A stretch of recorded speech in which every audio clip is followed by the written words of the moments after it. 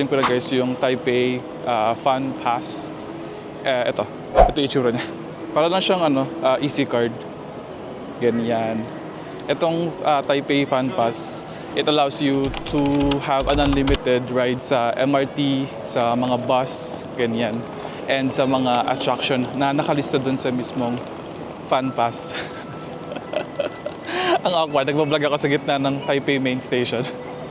Hindi nakaharap sa akin, hindi mo makikita. Okay, ito na yung guys. The Taipei Fan Pass. Get one and pass. Madali lang naman siya makita. Andito na siya sa Mitaka Main Hall ng Taipei Main Station and then andun siya banda. Okay, ang exclusion lang nito is yung mga bus na 4 yung number. Pero yung mga 3 numbers, unlimited yan. For 3 days, nasa around 3,000 pesos to. And then yung mga attraction din is kasama na sa Fan Pass. Like yung mga Maokong Gondola, ganun, saka mga observation deck sa Taipei 101. Okay, tara. Bagong member ng Sex Sex Bomb Mara. Kakarating lang niya today. As in, kaninang madaling araw lang.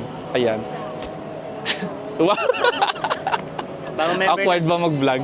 Today pala pumunta kami sa Taoshi na bus station. Yung magandang Instagrammable spot. Medyo malayo siya dito, kaya tara na.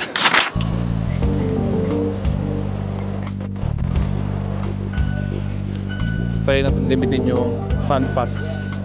Taipei Fan Pass.